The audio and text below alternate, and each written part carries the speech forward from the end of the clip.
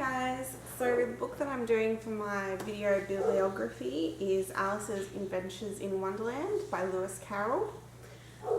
This edition here I got in 2007. It was published by Vintage Classics and it was published by Random House in the UK, and it was printed and bound in Great Britain. It was written by a guy called Charles Ludwig Dodgson, whose writing name was Lewis Carroll. He was a 33-year-old mathematician, and it was written for a friend of his daughter, whose name was Alice Liddell, who obviously the main character is based on.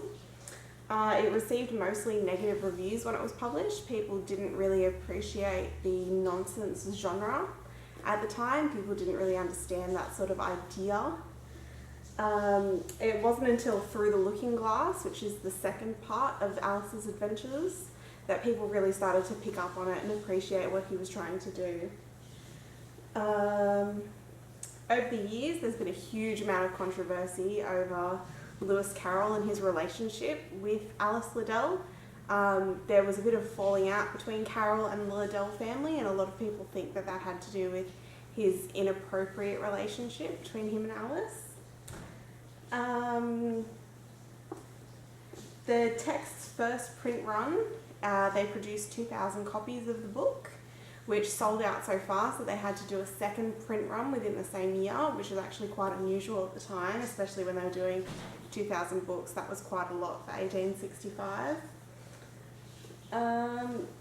Between the publication and the copyright expiry, which was in 1907, the book was printed in more than 5 languages, which was quite well spread for a book of its time.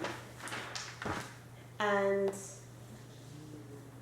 it's had endless numbers of reprints and new editions and film and dramatic adaptations. And it's still considered to be one of the greatest works of fiction in our time.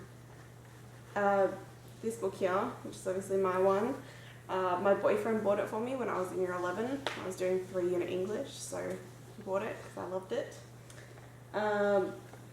I've read this book, this one, a number of times. It's pretty well thrashed from all the reading.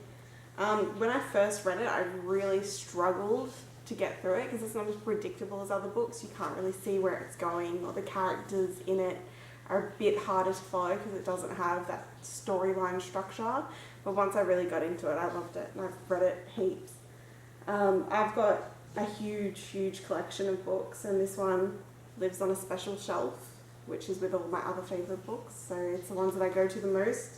They never seem to get dusty. This one here, Marks of Ownership. If you can see, there's a lot of dog-eared pages in there. The corners are getting a bit ratty. The binding is a little bit thrashed on a few of the pages. Got broken binding, which is a little bit painful for me to look at. And we've also got notes on a lot of the pages from my favourite parts, doing readings. You can see there.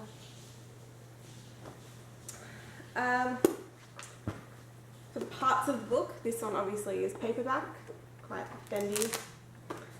You've got your spine down here, which is covered in creases. You've got no end papers in this one, which I thought was interesting. It just sort of gets straight into the book. It doesn't have any end papers in the back either. It just goes to publishing information.